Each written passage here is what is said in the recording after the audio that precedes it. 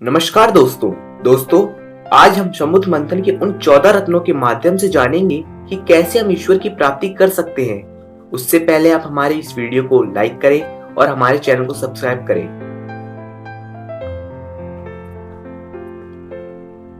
दोस्तों, वैसे तो आप सब समुद्र से निकले 14 रत्नों को तो जानते ही होंगे, परंतु कभी ये सोचा है कि ये रत्न हमें परमात्मा से मिलने की कितनी बड़ी सीख देते हैं। जैसे हम पाएंगे कि सीधे सीधे किसी को अमृत रूपी परमात्मा नहीं मिलता। इसके लिए हमें अपने विकारों को मन से दूर करना पड़ता है। समुद्र मंथन में 14वें नंबर पर अमृत निकला था। वैसे ही हमें भी अपने मन, बुद्धि, चित्त और अहंकार को अपने शरीर से मत कर उन पर नियंत्रण रखेंगे, तभी परमात्मा रूपी अमृत हमें प्राप्त होगा। एक बार महर्षि दुर्वासा के शाप के कारण स्वर्ग श्रीहीन हो गया। वहाँ का ऐश्वर्य, धन, वैभव आदि समाप्त हो गया। तब शवि देवता भगवान विष्णु के पास गए। भगवान विष्णु ने उन्हें असुरों के साथ मिलकर समुद्र मंथन करने का उपाय बताया और यह भी बताया कि समुद्र मंथन से अमृत निकलेगा, जिसे प्राप्त करके तुम अमर हो जाओगे। यह बात देवताओं ने जब असुरों के राजा बलि को बताई तो वो भी तैयार हो गए। वासुकी नाग की रस्सी बनाई गई और मंत्रांचल पर्वत के द्वारा मथा गया, जिससे 14 रत्न निकले। जैसे कालकूट विष, समुद्र मंथन में सबसे पहले कालकूट विष निकला था, जिसे भगवान शिव ने ग्रहण कर लिया था। इससे तात्पर्य है कि अमृत रूपी परमात्मा हर मनुष्य के मन में स्थित है। अगर हमें अमृत रूपी परमात्मा को पाने की इच्छा है तो सबसे पहले हमें अपने मन को मथना पड़ेगा, और जब अपने मन को मथेंगे तो हमारे बुरे विचार ही बाहर निकलेंगे। यही बुरे विचार विष हैं। हमें इन बुरे विचारों को ईश्वर को सौंप देना चाहिए और मुक्त हो जाना चाहिए। दूसरे नंबर पर कामधेनु गाय निकली, जिसे ऋषियों ने ग्रहण की।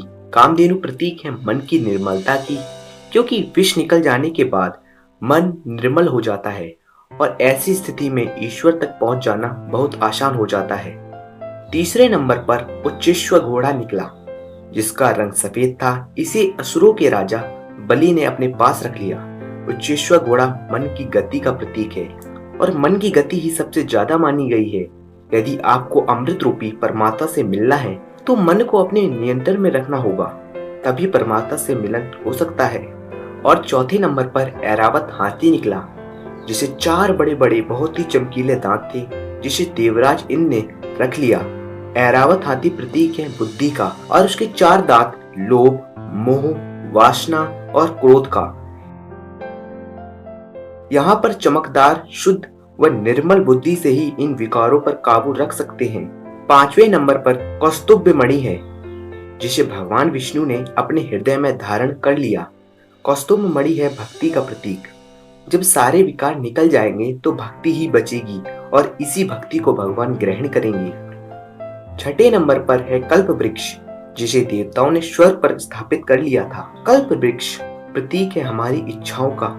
अगर हम परमात्मा रूपी अमृत को प्राप्त करना चाहते हैं तो हमें अपने मन की सभी इच्छाओं का त्याग करना होगा, तभी परमात्मा की प्राप्ति संभव है। 7वें नंबर पे है रंभा अप्सरा, जो देवताओं के पास चली गईं। अप्सरा प्रतीक है मन में छिपी वासना का। जब आप किसी विशेष उद्देश्य में लगे होते हैं तब वासना आपका मन विचलित करने का प्रयास करती है। इसके लिए हमें अपने मन पर नियंत्रण रखना बहुत जरूरी है। 8वें नंबर पे है देवी लक्ष्मी। उन देवी लक्ष्मी ने श्री विष्णु जी का वर्ण किया और वैकुंठ लोक चली गई। यहाँ पर देवी लक्ष्मी प्रतीक है धन, वैभव, ऐश्वर्य व अन्य संसारिक सुखों का। जब हम परमात्मा रूपी अमृत को पाना चाहते हैं तो संसारिक सुख हमें अपनी ओर खींचते हैं, लेकिन हमें उन पर ध्यान न देकर केवल ईश्वर की भक्ति में ध्यान लगाना चाहिए। 9वें नंबर पे है वारुणी देवी, जिसे दैत्यों ने ले लिया। वारुणी का अर्थ है मदिरा यानी नशा। यह भी एक बुराई है। नशा कैसा भी हो, शरीर व समाज के लिए बहुत ही बुरा होता है। अगर हमें परमात्मा को पाना है तो सबसे पहले नशा छोड़ना होगा। 10वें नंबर पर है चंद्रमा। चंद्रमा को भगवान शिव ने अपने मस्तक पर धारण किया। चंद्रमा प्रतीक है शीतलता का। जब आपका मन बुरे विचार, लालच, वासना, नशा आदि से मुक्त हो जाएगा, उस समय आपका मन चंद्रमा के समान शीतल हो जाएगा और परमात्मा को पाने के लिए ऐसा ही मन चाहिए। 11वें नंबर पर है पारिजात वृक्ष। इस वृक्ष की विशेषता थी, इसे छूने से थकान मिट जाती थी। यह देवताओं के पास गया। पारिजात वृक्ष प्रतीक है शांति का। जब हम अमृत रूपी परमात्मा के पास पहुंच जाते हैं तो स्वयं ही आपकी थकान दूर हो जाती है और शांति का एहसास होता है। 12वें नंबर पे है पांचजन्य शंख। इसे भगवान विष्णु ने ले लिया था। शंख को विजय का प्रतीक माना गया है। साथ ही इसकी ध्वनि भी बहुत शुभ होती है। जब आप अमृत रूपी परमात्मा के बहुत निकट होते हैं तो हमारे कानों में केवल ईश्वर का नाम ही सुनाई देता है। 13वें नंबर पर है धनवंतरी। इन्हीं के हाथों में अमृत कलश निकला। भगवान धनवंतरी हैं निरोगी तन व निर्मल मन के प्रतीक। जब आपका तन निरोगी व मन निर्मल होगा तब इसके भीतर आपको परमात्मा की प्राप्ति होगी। 14वें नंबर पर है अमृत कलश, जिसे पीकर देवता अमर हुए। इसी तरह सारे विकारों को दूर करके हमें भी अमृत रूपी परमात्मा प्राप्त होंगे।